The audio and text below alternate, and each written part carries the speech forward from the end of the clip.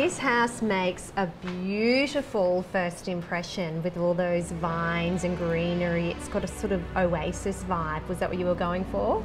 Yeah, we definitely wanted like a standout entrance, something a little bit different to the ordinary. We wanted people to kind of be wowed as they sort of walk through the entrance and just sort of set the tone for the rest of the house, really.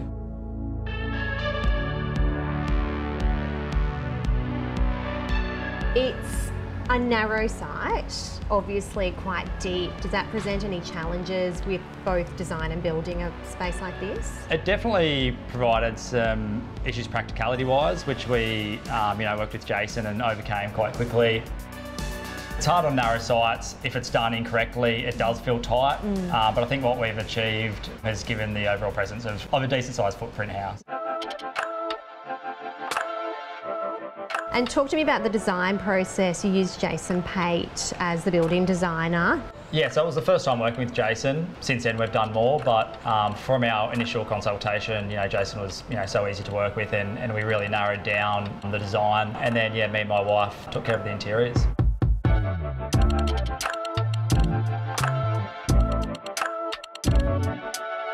So the most challenging part of this site is that it's a 10-metre wide site, which means having duplexes side by side, we're really only working with 5 metres per duplex. We always wanted to create a facade that had wow factor. I think this is achieved by the high-level pool with glass front, the high-level planters, and also the tall, high-pitched, coastal sort of themed roof.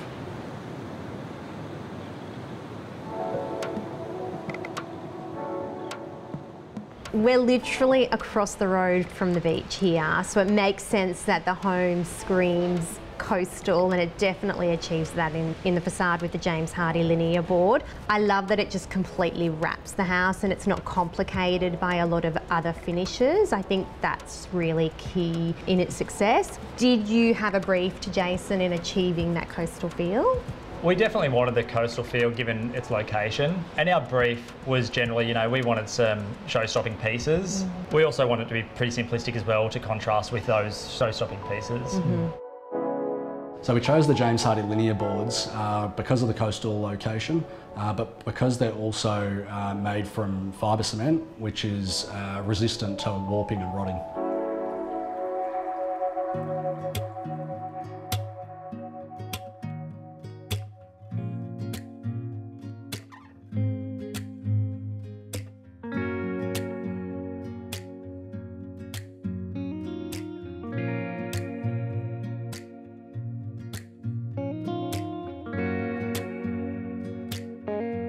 Well, I've never seen anything quite like this.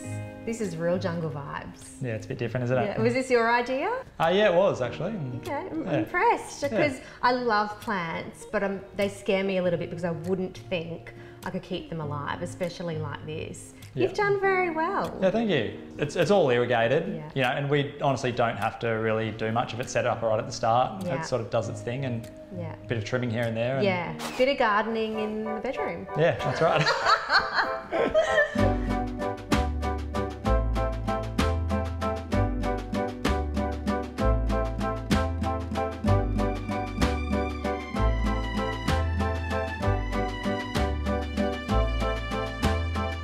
If you're lying in your bed, you're actually able to see the ocean, which is pretty spectacular. Yeah, and we actually moved the bed to capture that view, so you can open your eyes and check the surf in the morning. And we also actually added a surf check window to the shower.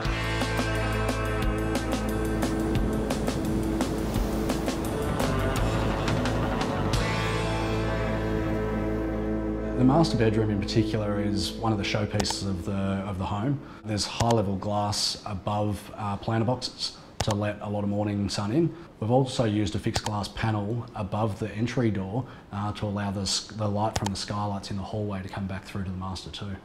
So some of the coolest elements that were added to the design through the build were actually stumbled across as we went.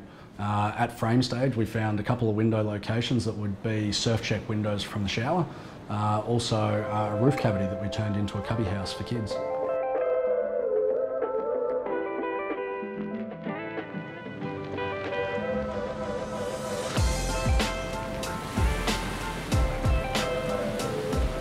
you've actually managed to successfully fit a lot into a narrow space and do it without feeling like you're trying to squish it all in.